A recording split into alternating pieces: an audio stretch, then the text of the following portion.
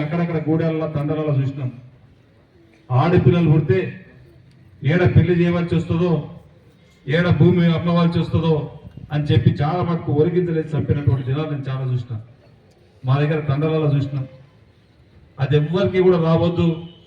ఖచ్చితంగా గవర్నమెంట్ ఎంత ఇబ్బంది ఉన్నా సరే తప్పకుండా కుటుంబాలను ఆదుకోవాలా. ఆ ఆడబిడ్డకు పెళ్లికి తప్పకుండా గవర్నమెంట్ నుంచి సాయం చేయాలని ఒక మంచి ఉద్దేశంతో ఈరోజు ఆర్థికంగా ఎంత ఇబ్బంది ఉన్నా సరే మీరు పెళ్లి చేసినటువంటి ఎంఆర్ఓ గారు చక్కగా చెప్పారు. ఖచ్చితంగా 18 సంవత్సరాలు నిండినటువంటి అమ్మాయికి మీరు పెళ్లి చేస్తే తక్షణమే మీరు ఆ పెళ్లి కార్డు కానివ్వండి, ఆధార్ కార్డు కానివ్వండి, ఆ డీటెయిల్స్ ఎంబడే ఎంఆర్ఓకు మీరు సబ్మిట్ చేస్తే తొందరగానే పంచనామా చేసి ఎంత ఇబ్బంది ఉన్నా మీకు 2 నెలల లోపల ఖచ్చితంగా ఇవ్వడానికి నేను వచ్చినప్పటి నుంచి మ్యాక్సిమం ప్రయత్నం చేస్తా ఉన్నాను. ఖచ్చితంగా ఇక ముందు కూడా అదే విధంగా ప్రయత్నం చేస్తా. కానీ ఇవన్నీ కూడా మీరు ఎవరికో ఆతనిచ్చేయండు, ఆ ఊళ్ళో ఆ నాయకుడు చెప్పిండు, ఈ అధికారి అడిగిండు అని చెప్పి దయచేసి ఇప్పుడు తహసీల్దార్ గారు చాలా చక్కగా చెప్పిండ్రు. వారు చెప్పినటువంటి సూచనలు మీరు అందరూ కూడా పరిగణలోకి పెట్టుకోవాలి దయచేసి. ఎవరికి ₹1, ఎందుకంటే గవర్నమెంట్ ఇంత ఇబ్బందులు ఉన్నా మీకు ఇస్తున్నామంటే దాంట్లో మీరు ఎవరు కూడా మిస్యూజ్ చేసి ఎవరికి కూడా ₹1 లంచం ఇవ్వద్దని చెప్పి కూడా నేను ప్రతిసారి కూడా వేదిక మీద చెప్తా ఉన్నాను. అయినా నేను మనలో అడుగుతా ఉంటే అక్కడక్కడ మళ్ళీ జరుగుతుందని చెప్పి మా నోటీస్కి వస్తూ ఉన్నది. దయచేసి ఇది ఎవ్వరు కూడా మీరు అందరూ కూడా చెక్కులు తీసుకునేటువంటి వాళ్ళే ఉన్నారు. మీరు డబ్బులు అడిగినప్పుడు ఇప్పుడు ఎంఆర్ఓ గారు చక్కగా మీకు ఎప్పుడు డైరెక్ట్ అతనికి అడగండి. ఈ పలానా వ్యక్తి మీద డబ్బులు అడుగుతున్నాడు, పలాని పట్టువారు అడుగుతా ఉన్నాడు, పలానా ఆర్ఐ అడుగుతా ఉన్నాడు అని చెప్పి మా తనని ఎంఆర్ఓని అడగండి. అక్కడ ఇబ్బంది అయితే మా లీడర్లు ఉంటారు, మా లీడర్లకు చెప్పండి. వారికి ఇబ్బంది ఉంటే కూడా క్యాంప్ ఆఫీస్లో మనలు ఉంటారు, నాకు నేరుగా ఫోన్ చేసినా కానీ తప్పకుండా స్పందించి ఏ ఒక్కరికి కూడా ఎవ్వరి తన ₹1 ఖర్చు లేకుండా మీకు అందరికీ కూడా గవర్నమెంట్ నుంచి వచ్చినటువంటి ప్రతి సంక్షేమం కూడా మీ ఇంటికి చేరే విధంగా ఖచ్చితంగా మేము ప్రయత్నం చేస్తామని చెప్పి కూడా వేదిక ద్వారా మీకు అందరికీ తెలియజేస్తా ఉన్నాం. ఇదే కాదు, షాదీ ముబారక్ కళ్యాణ లక్ష్మి కాదు, ఈ రోజు CMRF ఉన్నది. చాలా మంది అనుకోకుండా హాస్పిటల్కి పోతారు.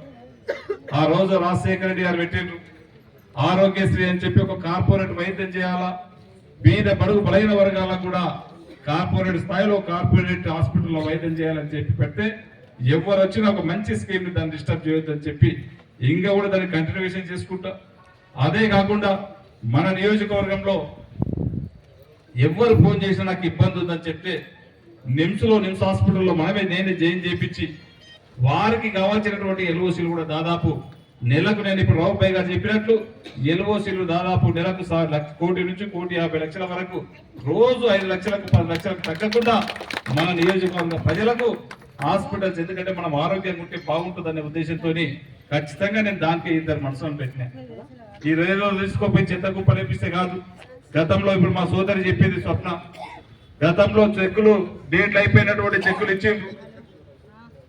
ఎప్పుడు వస్తున్నాను 6 నెలలకు 3 నెలలకు ఒకసారి, 9 నెలలకు 6 నెలలకు సంవత్సరానికి ఒకసారి వచ్చేటి కావంటున్నారు. ఇప్పటికీ నా దగ్గరికి తిరుగుతున్నారు. గతగా ఆ నాయకుడికి మేము ఇచ్చేటి మాకు ఇంతవరకు CM రిలీఫ్ ఫండ్ వస్తలేదు, 3 ఏళ్ళు అయింది మేము ఇచ్చి, 4 ఏళ్ళు అయింది మేము హాస్పిటల్ కాగితాలు ఇచ్చి, మాకు ఇంతవరకు రాలేదని చెప్పి చాలా మంది తిరిగిండ్రు. కొంతమంది మ్యాక్సిమం దొరికిన కాడికి తీసుకొని వచ్చి వాళ్ళకు కూడా ఇవ్వడం జరిగింది.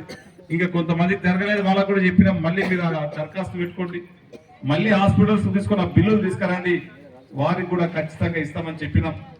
ఏదైనా ఒక ట్రాన్స్పరెంట్ గా ప్రజల నుంచి ఎన్నుకోబడ్డం, వారికి మీకు జవాబుదారితనంగా చేయవలసినటువంటి బాధ్యత ఇక్కడ నా పైన ఒక ఎమ్మెల్యేగా ఖచ్చితంగా ఉంది. అదే విధంగా నేను ఖచ్చితంగా పనిచేస్తానని చెప్పి కూడా గతంలో మీకు చెప్పి ఉన్నాం. నేను ఒక లీడర్ లాగా కాదు, ఒక నాయకుడిలాగా కాదు, మీకు ఒక సేవకుడిలాగా పనిచేస్తానని చెప్పినా మీకు చెప్పిన విధంగానే ఈ రోజు అదే విధంగా చేస్తా ఉన్నాం. అదే కాదు, మీరు అందరూ కూడా ఆలోచన చేసుకోవాలా. ఈ రోజు మీకు ఆ రోజు నిక్కచ్చే చెప్పినాం, గత 10 సంవత్సరాల నుంచి కూడా మోసం చేసిండ్రు. డబుల్ బెడ్రూమ్ ఇస్తాం, ఇది ఇస్తాం, అది ఇస్తాం, పెద్ద ఇల్లు కట్టిస్తామని చెప్పిండ్రు. ఒక్క ఇల్లు ఇచ్చినటువంటి పాపాన పోలే. మీకు ఆ రోజు చెప్పినాం మళ్ళా ఇందిరమ్మ రాజ్యం రావాలా. గతంలో ఏదైనా ఇచ్చింది ఇల్లు ఇచ్చిందంటే కాంగ్రెస్ గవర్నమెంట్ లో ఇచ్చున్నాం, మళ్ళీ మీరు ఇందిరమ్మ రాజ్యాన్ని ఆశీర్వదించండి, నన్ను ఎమ్మెల్యేని గెలిపేయండి అని చెప్పి ఆ రోజు గ్రామం గురించి చెప్పినాం. దాన్ని మీరు నమ్మిండ్రు. మళ్ళీ మీ అందరి ఆశీర్వాదం వల్ల ఈ రోజు ఇందిరమ్మ రాజ్యం తెచ్చుకున్నాం.